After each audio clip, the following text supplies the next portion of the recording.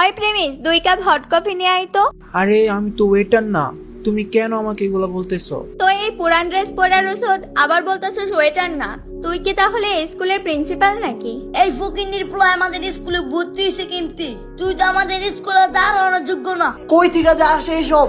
ওদের স্কুলে ভর্তি নিছে কি? প্রিমিস যে স্কুলে পড়তে আসছে সেই স্কুলে শুধু বড়লোকের ছেলেরাই পড়তে পারতো।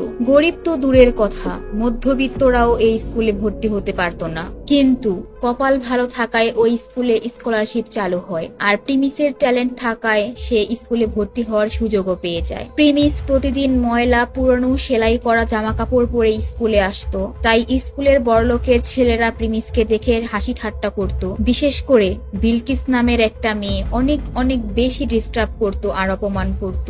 হঠাৎ একদিন স্কুল ছুটির পর প্রিমিস যখন বাসায় যাবে ঠিক তখনই দেখে তার সাইকেলের একটা চাকায় পাংচার করে দিয়েছে। আর ঠিক তখনই কি রাজকুমারের তো মনে হচ্ছে আজকে হাইটাই যাইতে হইব।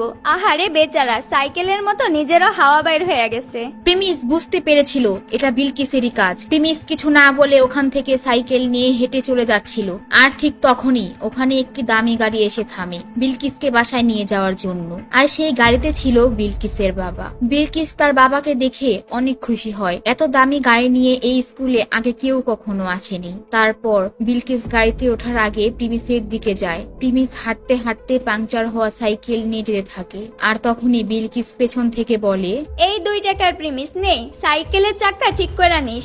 এইটা ঠিক করার মতো টাকা তো তোর কাছে নাই। কিন্তু ঠিক ওই সময়ে হঠাৎ কি যেন হয়। বিলকিসের বাবা হঠাৎ হাত জোর করে প্রিমিসের সামনে আসে আর বলে, আরে স্যার, আপনি এখানে? আপনি স্কুলে পড়েন?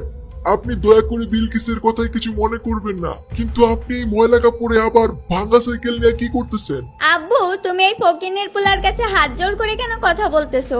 ও তো আমাদের স্কুলের সব থেকে গরিব একটা ছেলে, তুমি ওকে এত সম্মান কেন করতেছো? বিলকিস আম্মু, তুমি কারে কি বলতেছো? তুমি চিনো উনারে? তুমি এখান থেকে এখন যাও, আর ওই গাড়িতে স্যার যাবে। তোমার জন্য আমি আরেকটা গাড়ি পাঠাইতেছি। হোয়াট? পাপা, তুমি এগুলা কি বলতেছো?